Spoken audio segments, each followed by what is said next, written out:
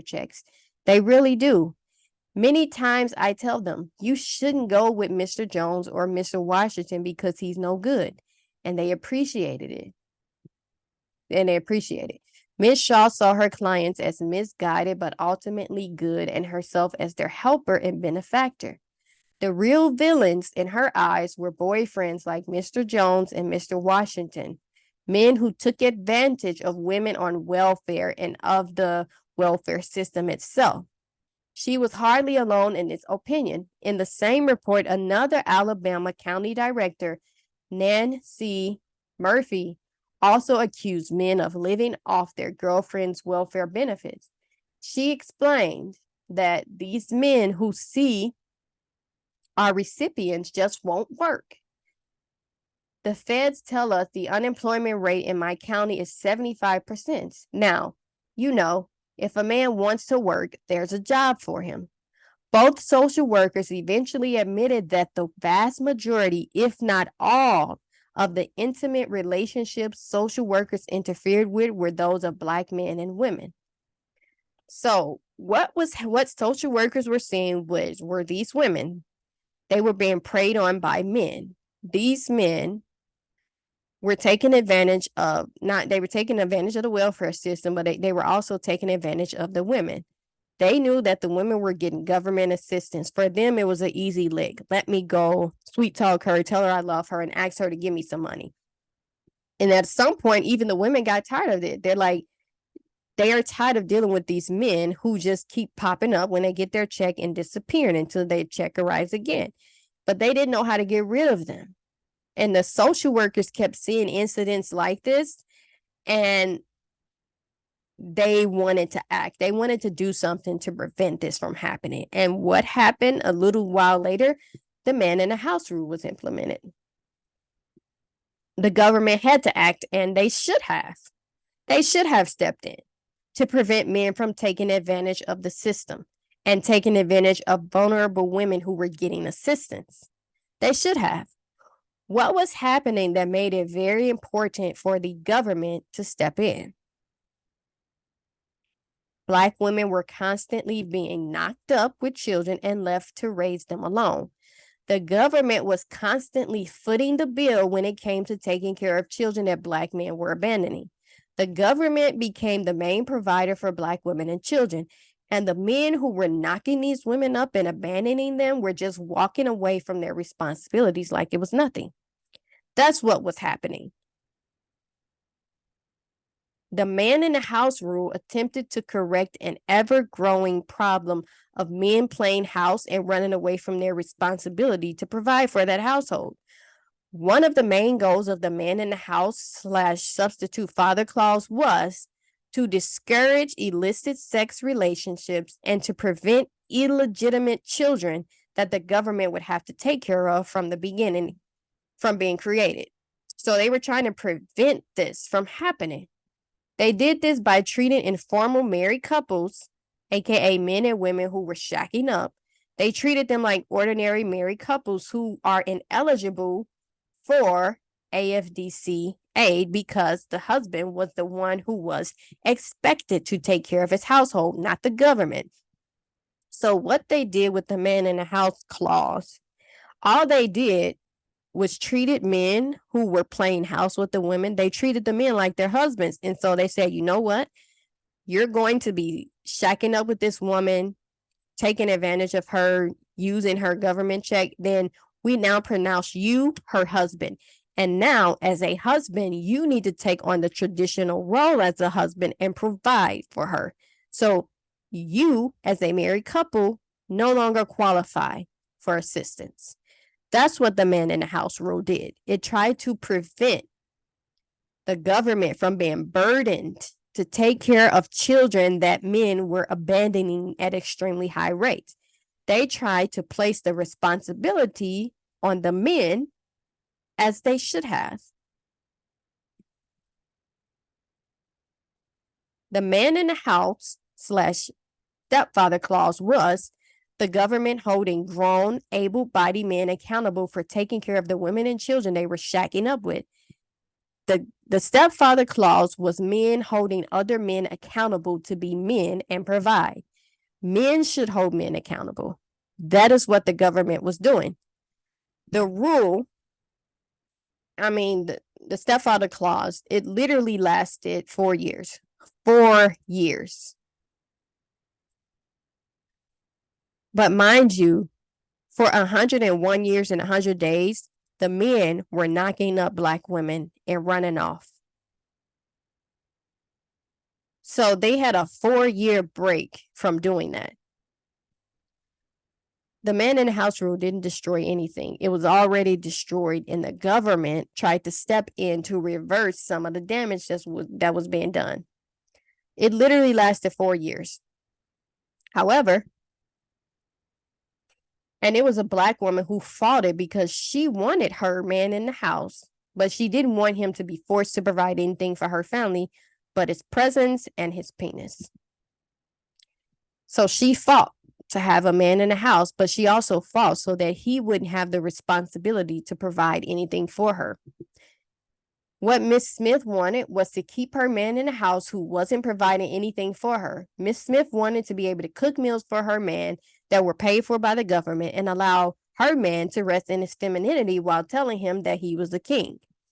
The government said, hell no, in the beginning, because what they saw was lazy men who didn't want to work, even though they had the highest unemployment rate in America at the time. They saw these men shacking up with women and taking advantage of welfare that was intended for women and children who had been deserted by the men. In the end, that clause was overturned, and Black women went back to being knocked up at high rates in America by men who were running off and not providing anything for them.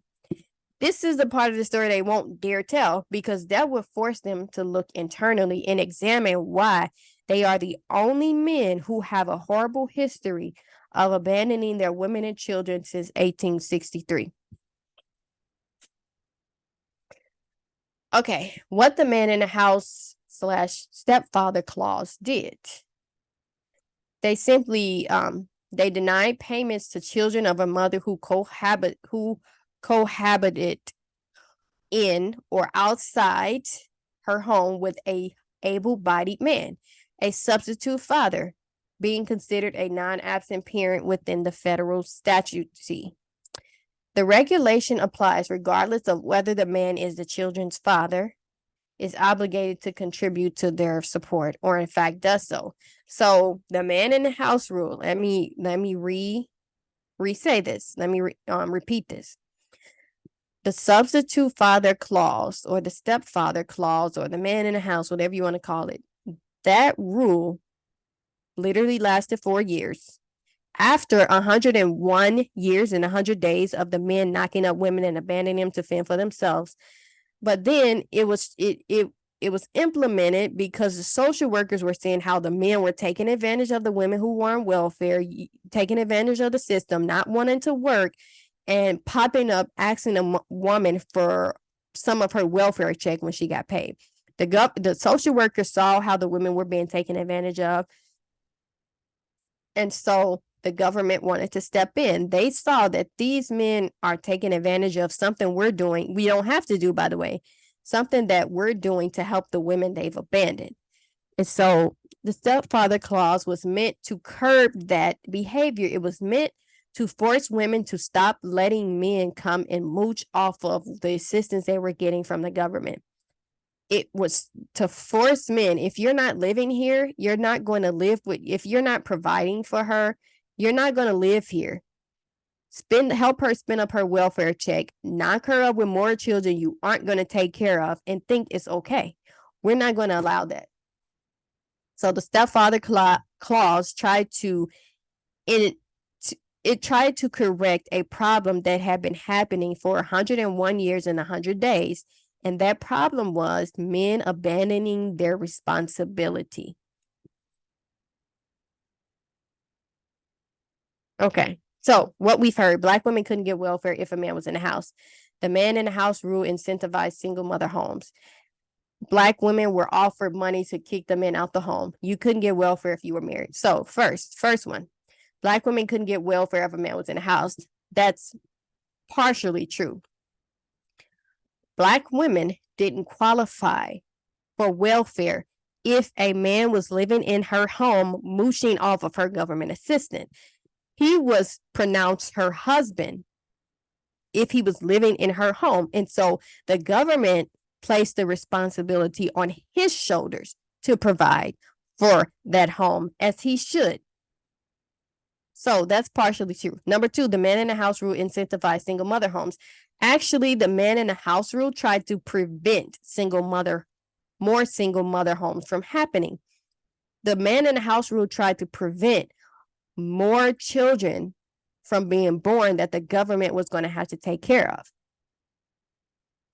Two, Black women were offered money to kick the men out of the house. That's not true either. The men were already running out of the house. Black women had to go get assistance as early as 1909 because the men were leaving the home, not caring how that woman was going to fend for herself. And last one, you couldn't get welfare if you were married. That's true. That wasn't just a Black thing. No married couple could get welfare if they were married, because the man, traditionally, the husband is the provider. So if you're married, you should need welfare because the husband is the one who provides. The husband will do what he needs to do to make sure that his household has what they need. So no, you couldn't get welfare if you were married. That's absolutely true. So I think I just ran down the facts, but let's see. Under this provision, and insofar as relevant here, aid can only be granted if a parent of the needy child is continually absent from the home. So most women back in the day were getting assistance because the men were continually absent. Past behavior is a predictor of future behavior. They had been consistently abandoning the women to fend for themselves. So the man in the home / stepfather clause, it just sought to hold men accountable to provide for the families they were playing house with and forcing them to take care of the women they were knocking up, and also forcing them to take care of their own children. And that's what men do. Men provide for their families and make sure that their women don't need to run to other men for help. That's what they do. Okay, the reason a woman would need welfare is because she was either abandoned or her man couldn't provide food. And in that case, what purpose does he serve if he can't provide, like traditionally? But that wasn't the case for the majority of women. The majority of women were abandoned and they needed to get assistance. Men who were providing for their families didn't need their wives to get welfare. The man in the house rule was meant to curb out of wedlock babies, prevent men from taking advantage of the women who get welfare, and make the men provide for the women they were playing house with. Now, something that I don't hear people say, the man in the house / stepfather clause was only implemented in 19 states: Alabama, Arizona, Arkansas, Florida, Georgia, Indiana, Kentucky, Louisiana, Michigan, Mississippi, Missouri, New Hampshire, New Mexico, North Carolina, Oklahoma, South Carolina, Tennessee, Texas, and Virginia. It was only implemented in 19 states. So you would have to explain why in those other states, the women were still getting, Black families were still being destroyed. You have to explain that. And the only explanation is because the men were deserting the women to raise the children on their own. Historically, the man in the house rule literally lasted 4 years. And let's remember, for 101 years and 100 days, the Black women were being abandoned to raise children alone. There's no way that all of a sudden the government cuts off that system for 4 years and all the Black family just no. The Black family was being destroyed before that. The government actually would have helped prevent more Black families from being destroyed by keeping that law intact, but they didn't. Okay. The man in the house rule, or the substitute father clause was a regulation that was enforced in certain jurisdictions, not all over America. It was instituted in 19 states again in 1964. This rule was not in every state across the United States. This rule denied welfare to families if a mother who lived in a home with an able-bodied man, which was by default considered a substitute father. The substitute father was considered a non-absent parent within the federal statute. The regulation applied regardless of whether the man is in the children's life. So the rule was overturned 4 years later in 1964. And it was actually a Black woman who fought to have the man in the house regulation overturned. So people want us to believe that Black women not being able to get welfare for 4 years if a man was in the house is what destroyed Black families, and not the 101 years and 100 days of the men running off, leaving the women to fend for themselves. So why the man in the house rule was a good thing? The man in the house rule was a good thing because it sought to force Black women to make better choices and not keep housing boyfriends who were not helping them financially.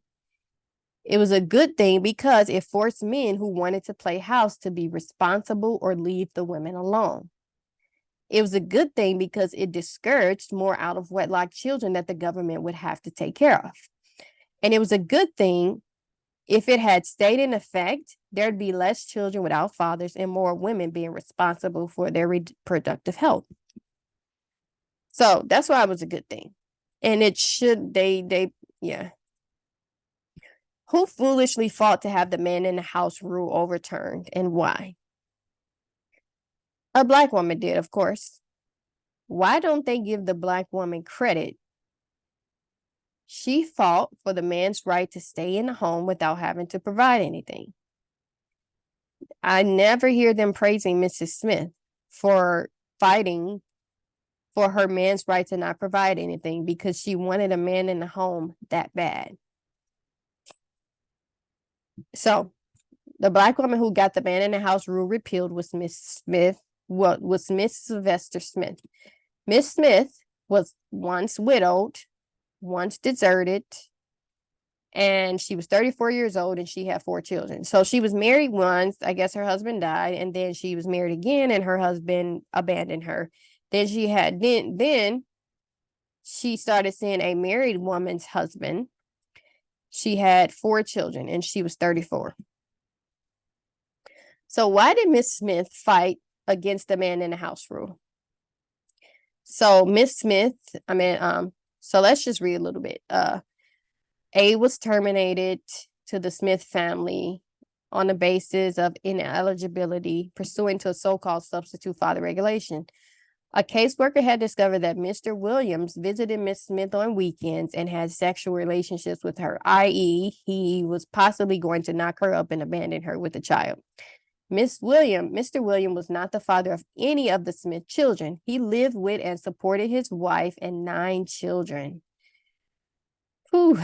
Mr. Williams expressed no interest in supporting the Smith family and was in any event financially incapable of the task.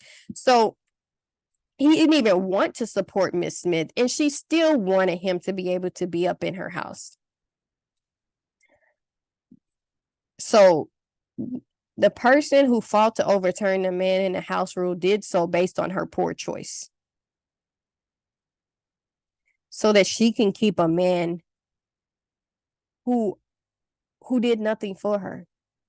This was a poor choice. She was fighting to keep access to her bad choice.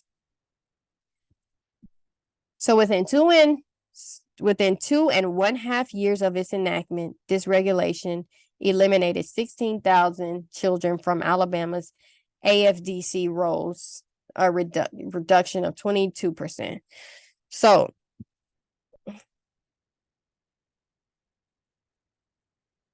okay, Miss Smith fought for her married boyfriend's right to not have to help her financially, even though she was getting government assistance and needed the financial help. She reasoned that even though her married boyfriend, who often ran off on his wife on the weekends to lay up in her house, was not the father of her children and should not be obligated to contribute financially to her family. She reasoned that even though there was an able-bodied man in her home, she should not be denied welfare because her man wasn't obligated to do anything for her and her children. Does this sound familiar? Miss Smith literally fought to keep access to a man who was doing nothing for her except eating her food and having sex with her. So this is just a case information if you want to go look at it. So the truth is, Black women never chose single motherhood over having a father in the home for their Black children. Black men started abandoning their wives and children when they were emancipated in 1863, and it gradually increased in the following years because their sexual behavior was no longer put in check by slave masters, so they were free to let loose. Some Black men stayed and took care of their families, and the majority ran off. This is clearly seen in the Black community today in 2023. It's not only 18% of Black men knocking up women, because most Black men have children by the age of 40. So that tells you that, yeah, the out of wedlock rate matches the percentage of Black men who have children by the time they turn 40. Okay, Black families were being destroyed since the early 1863 because the men were running off and leaving their families to fend for themselves. And this caused Black women to have to depend on the government for help. Black women were getting state assistance since the early 1900s because they were deserted, i.e. abandoned by their husband and the men who were knocking them up with babies. Okay, so a narcissist will have the nerve to accuse you of abandoning them after they have left you 100 times. That's literally what we're seeing today. Historically, the historical records say that the men were running off, abandoning Black women with children to fend for themselves. But the men are saying, no, you did it. You left us. You broke up the home. But all historical documents say otherwise. So another thing that has been said is some guys said Black men are the most involved fathers when Black women aren't pulling them out the house for welfare in Section 8. So the most involved fathers, according to the CDC, but is that really what the CDC, history, and Black men themselves say? So I'm just going to quickly break down the study because I'm going to go deeper into it in this part 2. So the study was called Fathers' Involvement with Their Children. And it was a study that ranged from 2006 to 2010 because it was one study that was published and then they kind of added to that study. So let's see. Methods. The analysis presented in this report are based on a nationally representative sample of 10,403 men aged 15 through 44 years in the household population of the United States. Now, pay close attention.